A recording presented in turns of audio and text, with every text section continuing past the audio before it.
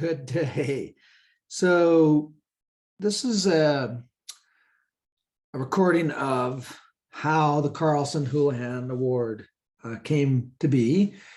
And it's a tradition to replay the story so that those that are the recipient of the award and those to follow know how it came into existence.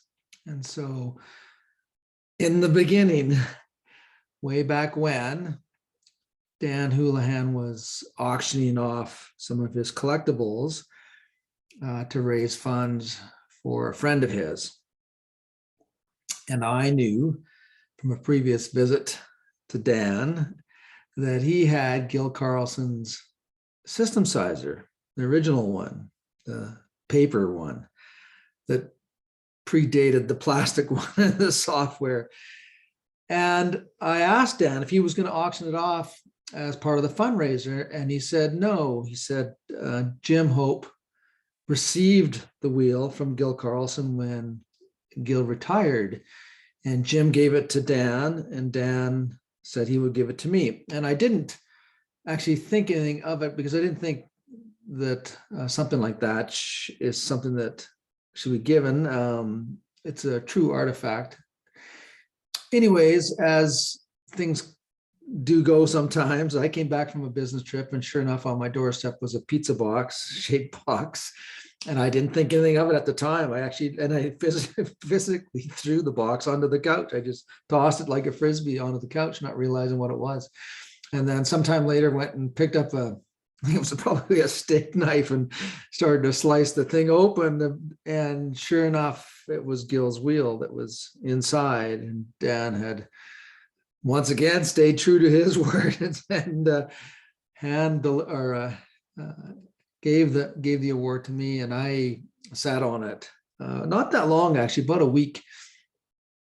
I realized that nobody should actually own this artifact, and called Dan up, and I said, Dan, with your permission, I'd like to create an award, the Carlson-Holohan Industry Award of Excellence, that would be given to somebody every 2 years, a Canadian or a US citizen, and over the age of 40, but somebody who had contributed both from a fundraising point of view for industry causes, which was the most important part, because that's what Dan was doing at the time that he was raising funds, and how I ended up with the system sizer. It was over a fundraiser, and so that had to be a key component for first and foremost.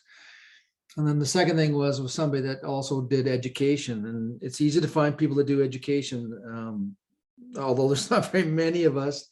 But it is easy. There are people that teach and do mentoring and all these great things, but to find somebody that can raise funds but also teach is what makes it so difficult, and what makes it such an honor to receive the award, because it is a true testimony to the excellence of individuals that contribute to the hydronic and steam industry. So every 2 years we give it out.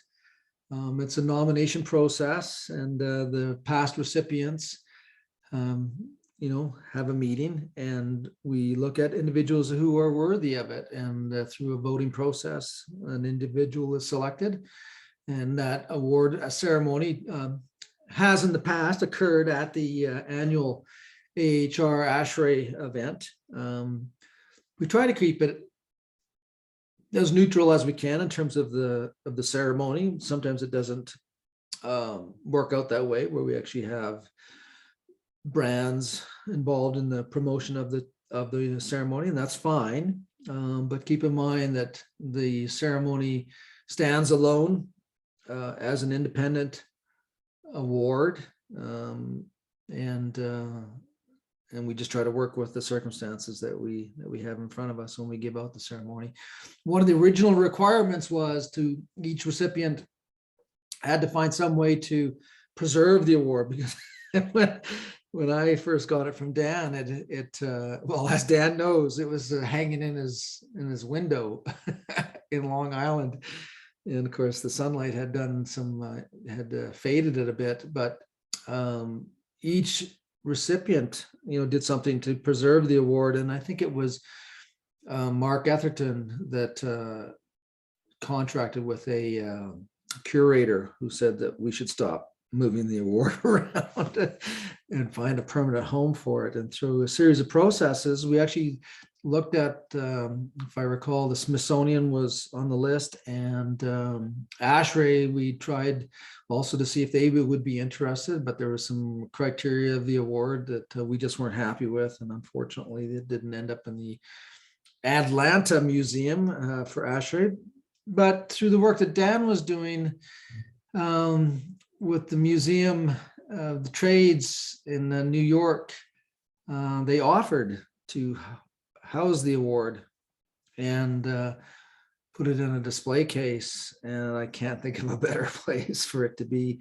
I guess the museum is one of the second oldest in New York, and anybody can go there now to see it. So that's the history of the award. The names on the award, as the original award is displayed, were the first few recipients, and it's pleases me to know that the names of those individuals are on the original, sitting in the museum. And I think it's fantastic that you can go there and you can see that today.